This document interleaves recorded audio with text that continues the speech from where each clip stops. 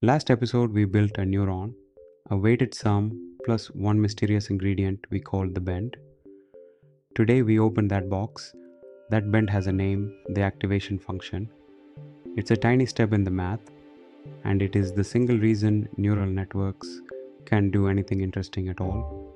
Let's see why. Quick recap. A neuron takes its inputs, multiplies by weights, adds them up, and gets a single number, z.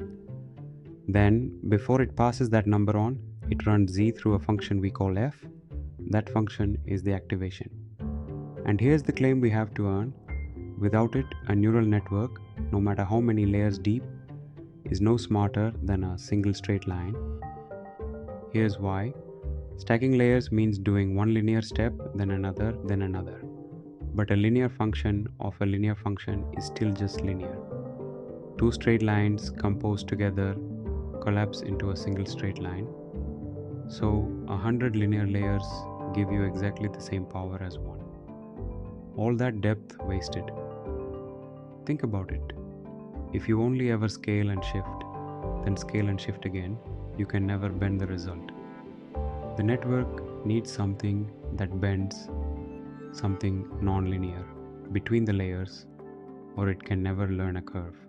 The activation is that something.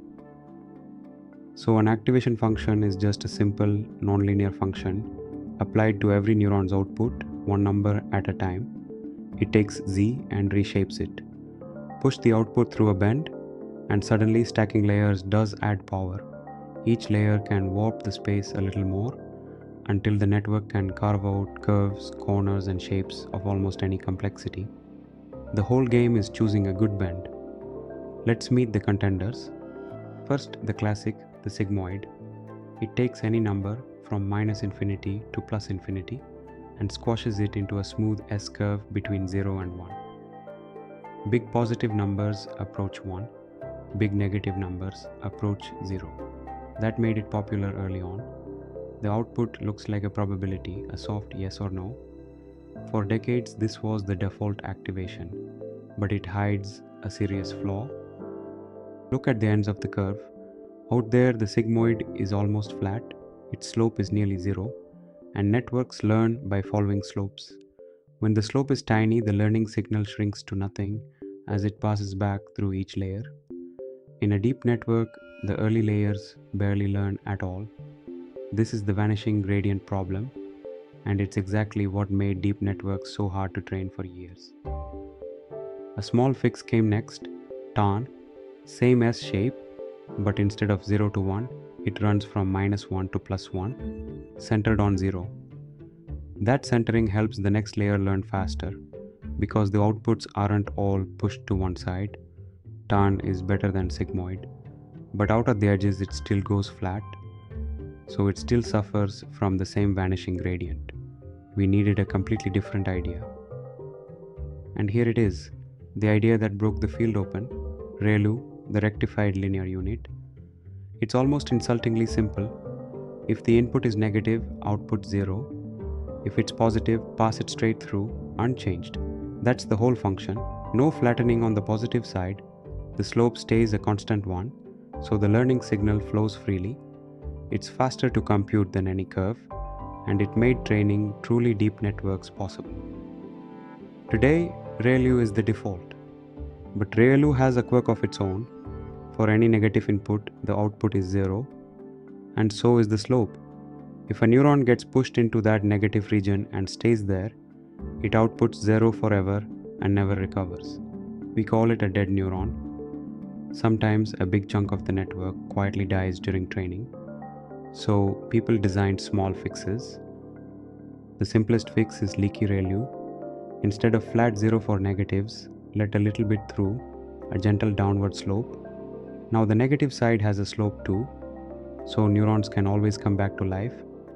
Variants like parametric ReLU even let the network learn how steep that leak should be. Same spirit as ReLU, just without the dying. Then the modern smooth ones, GELU and Swish.